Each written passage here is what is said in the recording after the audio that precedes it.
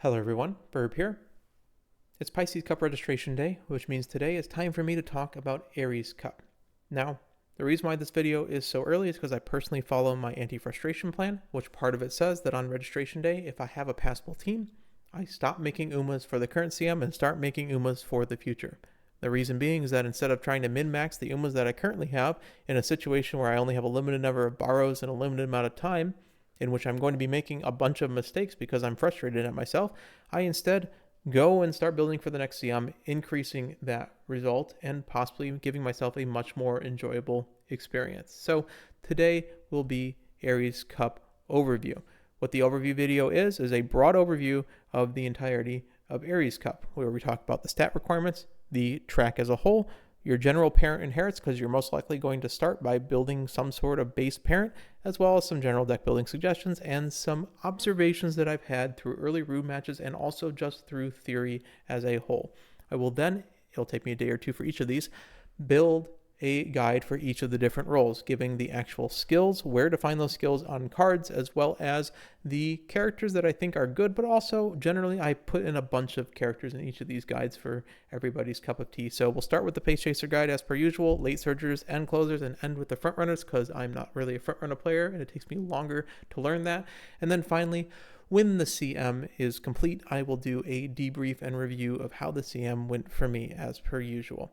So today, let's talk about Aries Cup. Some housekeeping to get out of the way. Aries Cup is on the Nakayama medium 2,000 meter track. It's very similar to the 2,500 meter track, except we have 500 less meters. Your greens are right-handed, standard distance Nakayama, firm, spring, and sunny. This is a firm track conditions, which means your stamina is not going to be as hard as the current Pisces Cup CM as well for the distance. The track itself, it's the standard Nakayama track. We do a singular lap, but there's a couple things that are unique with it. The uphill is in the early race, which will hurt our acceleration a little bit, but really, honestly, we won't even hit top speed by this point, so it's not really going to have much of an effect to everyone, honestly. The second one, however, is a 2x uphill, which is really, really tough. So if you don't have enough power, you will find that in the early race, you're going to slide back a little bit. But even though this is like, it does do something, it's in the pace down mode, so it won't really have much of an effect for anyone except for like front runners and possibly people who are Uma standing at this point. There is a massive downhill, and I mean a very, very long downhill for this distance, about 400 meters, that starts in the pace down mode and extends past the position keep itself. Okay, so this will save you a lot of stamina as we go along. The pace down mode or the position keep ends about halfway through the mid-race. It is a relatively short mid-race for a medium track, but it's also a relatively short medium race. It does flatten out at the end, which means that, hey, even if the pace chasers get into the front, it's still possible for the front runners to go and fight back a little bit. It's a rather balanced situation where the pace chasers can get into the front runners pack, but they're not going to every single time. It's not like the Chukyo 1200 where they were always getting into the front runner packs, and it's not like the current Pisces Cup where the pace chasers are having a lot of trouble getting to that point as well. It's somewhere in between. The third corner, which is useful for U equals MC squared specifically, but a lot of third corner skills, is in a position where if you proc it, you could speed carry over, and specifically 777, which is Oguri Cap's trigger, happens in a position that will carry over her ultimate as well. And that's really the basis of where this CM is going to be centered around, is in Christmas Oguri and her ultimate. So it speed carries over and gives excel on acceleration in the acceleration zone. The spurt itself is a corner acceleration. Essentially, corner skills that are acceleration skills will work on this track. However, final corner skills will not work on this track if they are acceleration skills. You will be very close to top speed by the time the final corner actually occurs. The final straight is far enough away from the spurt to actually give max value, and it's also far enough away from the finish line that final straight skills will have maximum value as well. We end with that original uphill that I said didn't really do anything at the start. Well, now it's going to do a lot, because at the very end, if you do not have enough power, yet again, you will lose some late race speed because your max speed will be capped. That's pretty much the track. It's, like I said, it's pretty standard Nakayama track. We have that very long downhill that we saw in the Arima Keenan. It's just now this final spurt's a lot shorter than it was before. Your stats. Medium tracks are very hard to give suggestions for stamina because of the presence of debuffers. Now, the thing is that this scenario kind of just gives you stamina. Like 600 stamina is sort of what the game just sort of gives you. Your base stamina on this track is roughly around 750, depending on your role, of course, but around 750. A gold recovery is worth about 175 stamina, white recovery about 50, and of course the inherit's somewhere in between. The big thing to note is that if you have a nice nature with a full debuff suite that hits you, including your position-based stamina, the stamina stuff, it's about 250 effective stamina that you're losing. If you're rushed, it's about 75 stamina. You can't account for getting quadruple debuff because you're just going to lose too many skills, honestly, because you can't account for 1,000 stamina loss. And the thing is that just because it's impossible to get that much, because Nice Nature is really the only ones that can do the full debuff suite. You're usually going to have something like a Grass Wonder or something else that has like a combination of speed debuffs and stamina debuffs at the same time if people are running it. And I will go through why debuffs aren't really the best thing on this map anyways.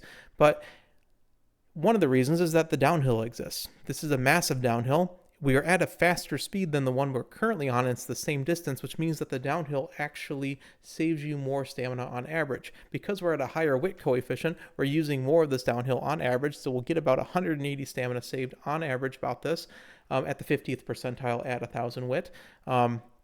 Even if it's less than that, you're still in the realm of 150 to 180 stamina saved, and you can use this as a buffer against debuffs to start with. Your maximum theoretical is 240 stamina max if you stay in downhill the entire time as well. Because it's 20 meters per second, the math is actually pretty simple on this.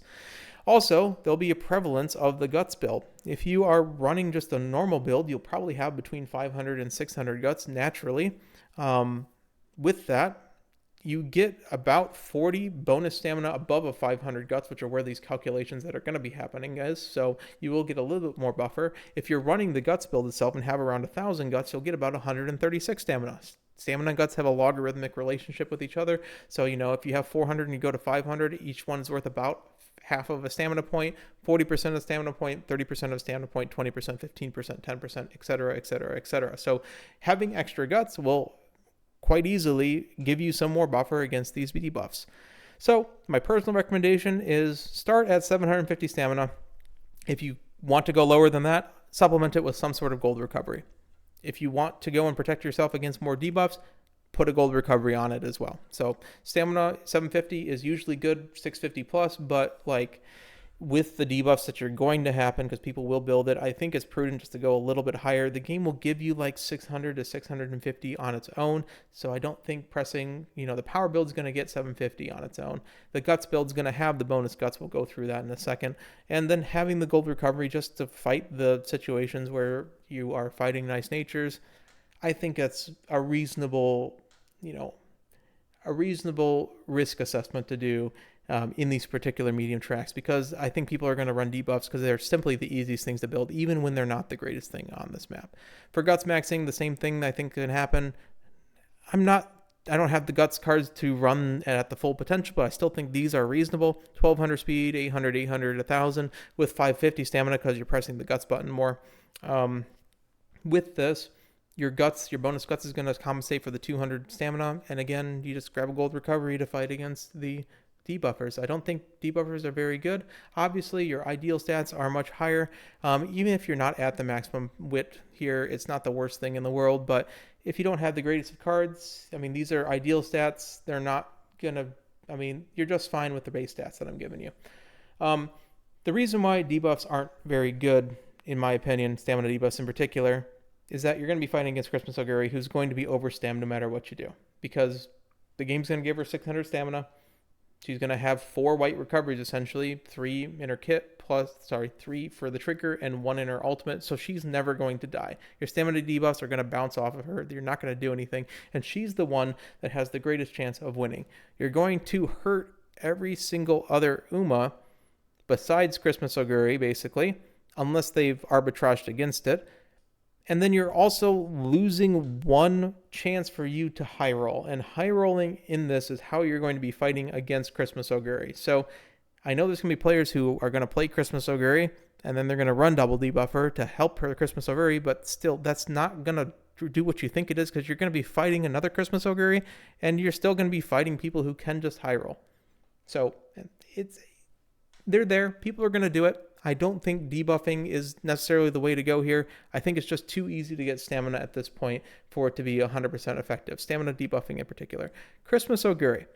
Her advantage over everyone else is that she has consistency.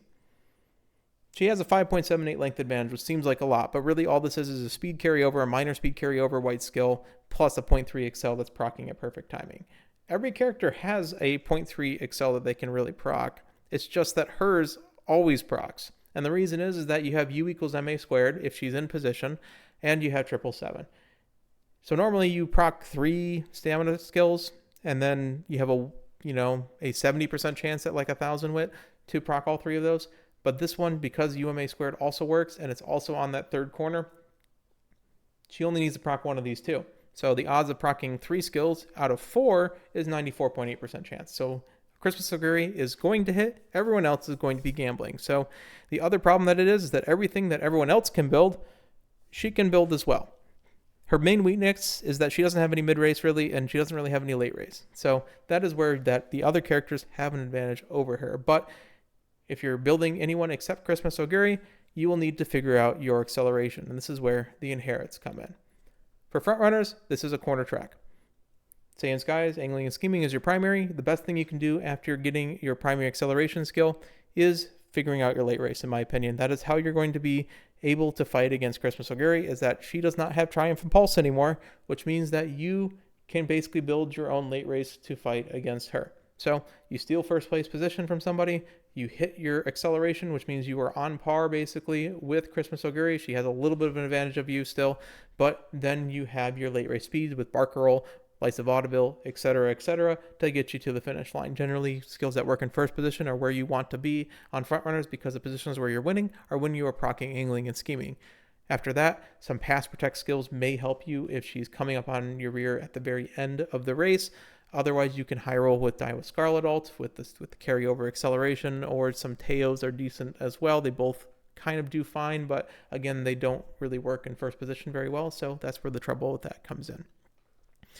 Pace Chasers have a little bit of a problem in that their primary acceleration is just another gamble acceleration. Of course, you have head on, of course, but Meisho Doto is probably the best acceleration option you got. It's quite an easy thing to do. You just pass at the right time, which certain characters also have ultimates that pass and give you acceleration, so you can combo with it.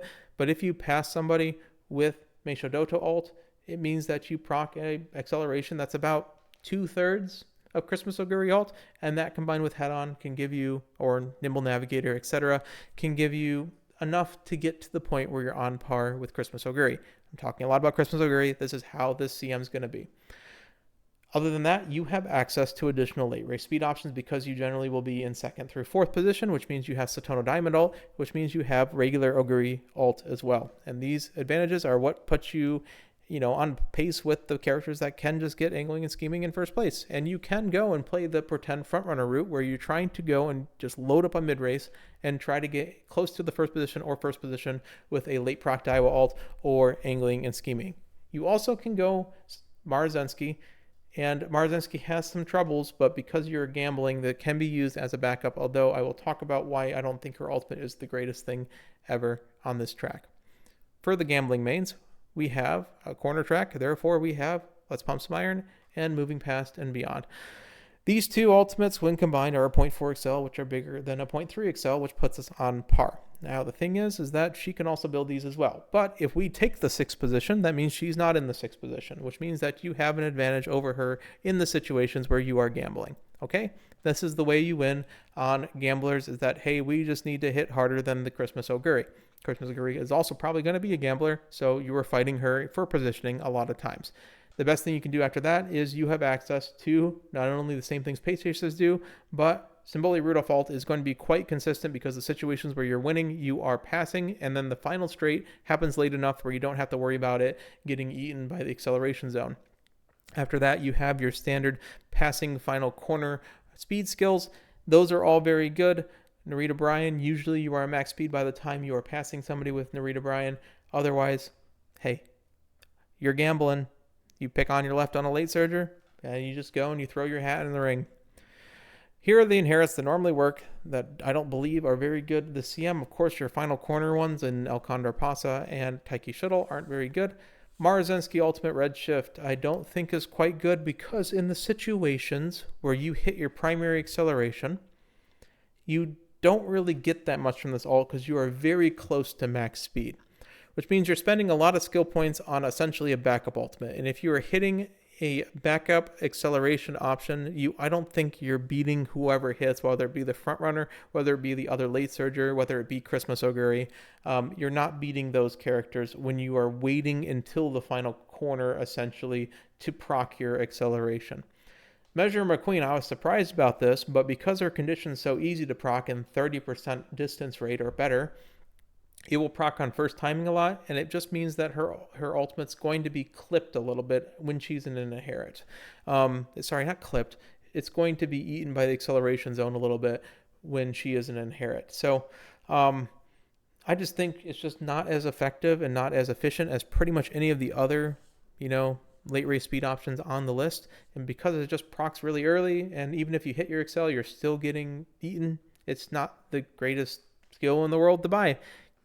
Again, you may think, hey, let's just go and inherit Christmas Oguri ult, but they do shred the ultimate a little bit. The duration is cut in half almost, and by then you have a lot less acceleration than the other characters do. So you're essentially picking a gamble ultimate by using like some sort of corner recovery. And at that point, it's like, why wouldn't you just pick Nimble Navigator? Why wouldn't you just pick Glittering Star, which is on as basically Christmas Oguri ult? It's going to just be a better skill for less skill points because you also have to get 3 recoveries. So you're going to be spending like 300 to 400 skill points trying to go and finesse an ultimate that is essentially just a gambling acceleration skill at that point. There's just better and more skill point efficient gambling acceleration options for everyone except for Christmas Oguri herself because of how potent it is. I'm going to grab a drink of water.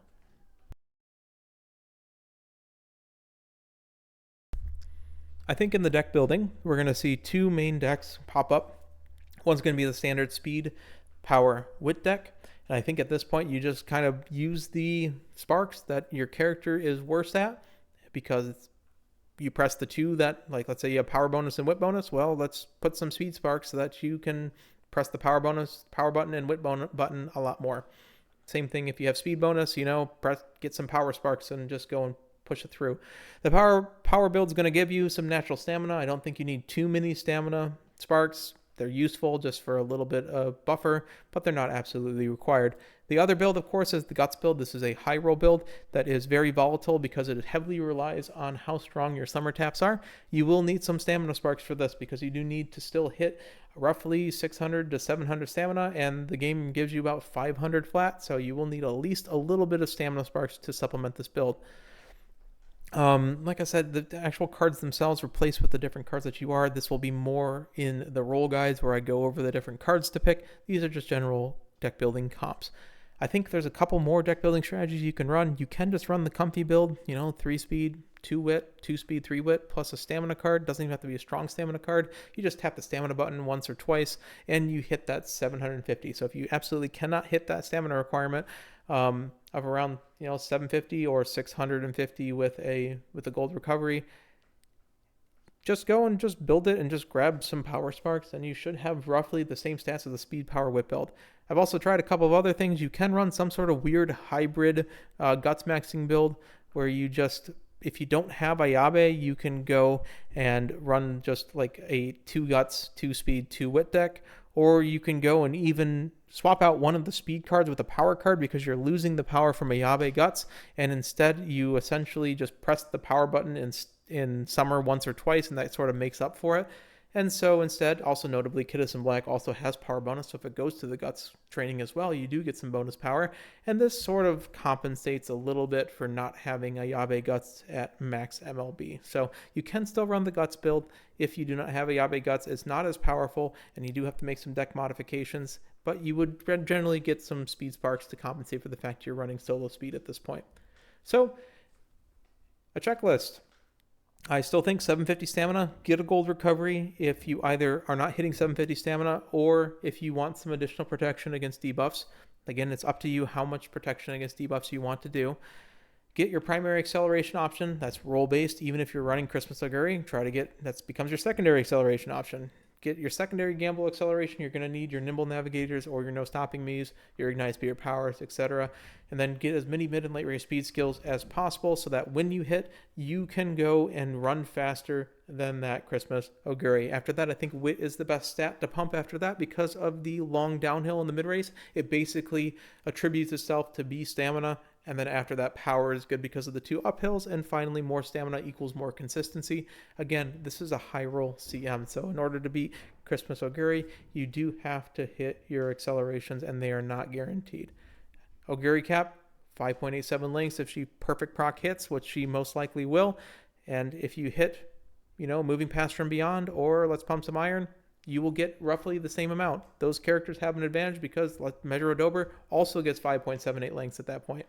Okay, this entire CM is built around Christmas Oguri. This is the first of what I think is 3 CMs in which Christmas Oguri is going to be the dominant character. I do think this is the second worst one. It's the one in the middle. There's going to be one coming up that's worse than her, but who knows if we'll have second anniversary changes by that point. But some observations that I've had just through running some room matches and through some basic deck building that I've done so far, you do need multiple accelerations in order to get back to par with Oguri Christmas. Christmas Oguri is quite consistent, but her lead is not unbeatable. Even if she hits, you can still just beat her through late race. Late race is powerful. You can still just beat her through mid race and stealing her spot that she was in hitting her secondary acceleration. There's no absolutely clear meta. I've seen all 4 roles win, essentially. Front runners and late surgers do have a little bit of an advantage because their acceleration options, if they're in position, they do just hit.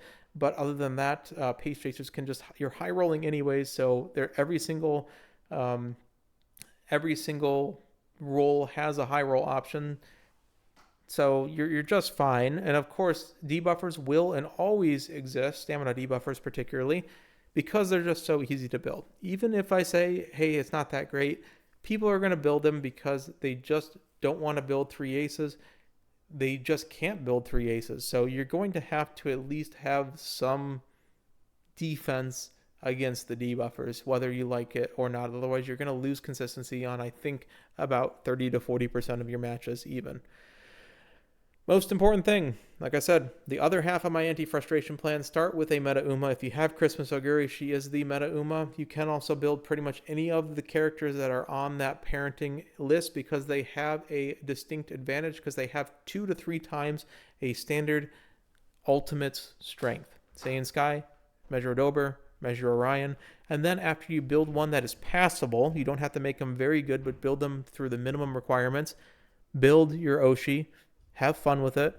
Build some Uma that you find really funny to run. And then build any Uma that looks towards the future. This could be a parent for this CM. It could be a parent for the next CM. It could be just a character with high affinity with your favorite characters. Like, you run Narita Bryan just because she has high affinity with everyone. Repeat 2 to 3 over and over and over again. Make your fun Uma better. Make your parent Uma better over and over again. And then finally go back to your first one every once in a while. Build your meta Uma up a little bit. And then eventually you should have a passable team at some point. This is the process that I go through in keeping myself enjoying this game. So this has been the overview video. I hope you've enjoyed it. Up next will be the Pace Chaser guide. I usually start with Pace Chasers. Again, we are going through the skills to buy on Pace Chasers, where to find them on the cards, and I will try to go through a good amount of characters this time. I may not be able to get through every character, but I do try my best. But the last ones were pretty long. So the Pace Chaser guide is to come. After that, the Late Surger guide, the End Closer guide, Front Runner guide, and at the end, a debrief like I said. Thank you again to our members, specifically our Borbs, Captain Cuckoo ZX. I hope you've enjoyed this video. Like I said, a lot of stuff and a lot of content to come. Take care, everyone. Burb out.